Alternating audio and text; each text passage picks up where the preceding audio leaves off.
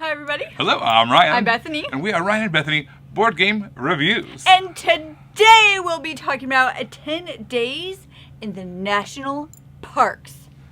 That's right. Speaking of, I'm just very curious if any of you have visited a national park, like which one's your favorite? Let us know in the comments below as we're planning vacations to take our daughters on. I love hearing people's favorite trips, where they've gone. We did the whole theme park and now we want to go to a national park. Put your favorite down below. Let me know. Very curious. Help us plan our vacation. Okay, so 10 Days in the National Parks is designed by Alan R. Moon and Aaron Weisblum, and it is published by The Up.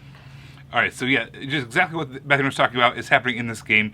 You are planning a vacation. You're planning a trip all around the national parks in the USA. This is based off of a previous game called 10 Days in the USA. There's been other versions of that as well, 10 Days in Europe, 10 Days in whatever it was, I think Asia. There's all different versions of the same game, and this is no different. It's based off that same system with a little bit of a twist to it. All right, so it's the whole map of the United States of America, broken up not by state, but instead by kind of regions that include national parks. And what you're doing is you are traveling across going from national park to national park, trying to complete a full 10-day road trip. All right, so you're going to have cards that have national parks on them. That's the majority of the deck. And you are trying to arrange them in your little tableau so that you have national parks touching national parks that are adjacent to each other on the map. But you have other ways of moving around the board and going to things that aren't quite adjacent either. So you have your RV that you're renting for your camping trip that you can take to if you want to go to one region further away. So, for instance, if you went from one location, skipped over one, and went to another one, you could use your RV for that. If you wanted to fly from one national park to another, you can do that by placing the cards in front of you that are the same color with a gap in the middle, and in that gap you place an airplane. But also, new to this particular version of the game, there are these boats that you can take. One for the Atlantic Ocean, one for the Pacific Ocean. And you can take any one of those coastal parks, and you can go to any other coastal park in that same coast with that matching ocean's boat. All right, so it's kind of all the ways you're trying to do this. You draw one card at a time, and then you place it on your board, trying to make that lineup happen so you have 10 days that are all legitimate.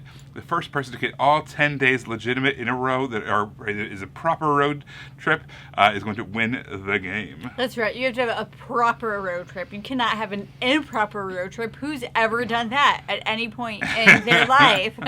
So one of the things I like about this game actually doesn't have a lot to do with the gameplay. It's just the color palette. I really like all the browns and yellows and oranges they're using, because that makes me think of the outdoors, and that's what they're doing all over in the game. And even your tableau builder, tray thing that you're putting all the cards in, those are like this nice brown color. I really like brown as a color. I know that's not a popular color. It's actually one of my favorite colors, and you just don't see it in places because people want bright and vibrancy. So I really liked the color palette in this game, all those tans and browns and stuff. It matched that kind of that park vibe, right?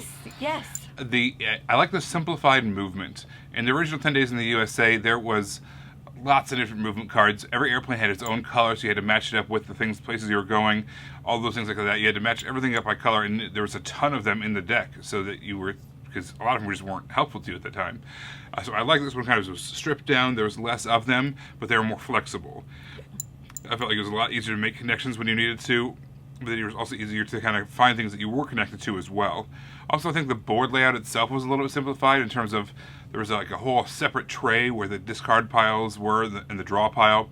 And this was all printed right on the board itself, so you didn't have to have a separate function for the draw piles and discard piles. It was all right there on the board itself. So I liked how everything was kind of simplified in terms of getting to the table quicker, which is kind of the goal, right? Yeah, and overall, kind of going off of that, in our experience while we were playing this game, I felt like it was a lot quicker than the original as well. I felt like it was the game, but just succinct a little bit, and I don't know if it's because more things, it felt like more things were connected, so you were able to make routes easier, you were able to plan a trip better, but for us, it just felt like we were able to take this game and kind of distill it just a little bit for a quicker gameplay.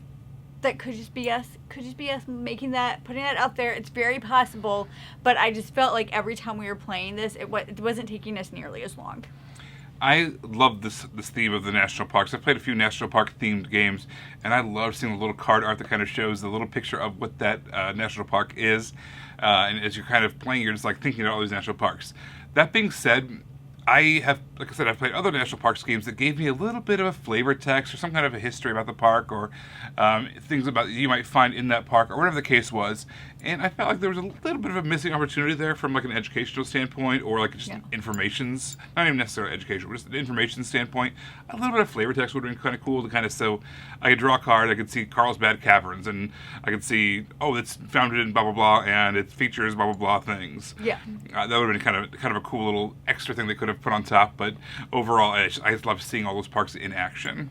So this game was totally fine, and I liked it. I actually prefer 10 Days in the USA, and I think the reason for me is it was easier to read the cards. So in this game, cards are fine. It's just when you draw a card, it has this state on it, like that's what's the first thing you see, and then underneath is where the park is. And so for me, I kept looking for the state and not that, because that was the name there, and they do highlight it like on the park so you can see where on the map it is.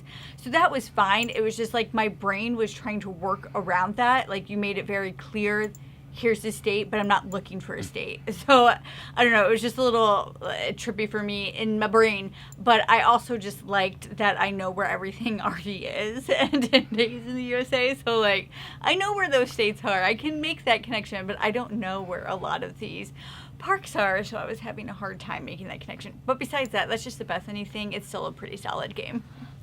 There's a game called Racco, and I talked about this in the original review of our 10 Days in the USA. So, by the way, I'm going to put the review to 10 Days in the USA in the description sections. That way, if you're interested in seeing what that game was about and actually kind of do a little bit more about how to play kind of a scenario in that video. So, check that out if you're interested in that. But it was based off of another game called Racco, and Racco was just numbers. You had cards in your tableau, and you draw a new card, and you would either put it in a new place to making your number system more legitimate, or you discard it. And then 10 Days in the USA was based off of that, and this, of course, is based off of 10 Days in the USA. So I like them all. I like that system. I think it's a fun system of trying to optimize and take some risks, and plan things out. I like that system a lot. I think this did it well. I like the theme of that. I like the national parks vibes. I think if you are someone or know someone who is like a hiker or a national park enthusiast, maybe even a newcomer to gaming, this is a very simple game that I think they can get into and enjoy the aesthetic of it and the theme of it. And it's got a very family-friendly vibe to it, very easy to understand rules. So whatever version of 10 Days you get, I think this is a good one, especially for park enthusiasts. You should check it out for sure. Everybody, thank you so much for watching. Don't forget to subscribe so you can see our videos as they come out. Until then, you can find us in all of these places. You guys, thanks for watching, and we'll see you next time. Bye. You guys, thanks so much for watching. This game was provided to us by a publisher in exchange for a fair and honest review. And if you want to see more stuff, check out over here to see something we think you might like.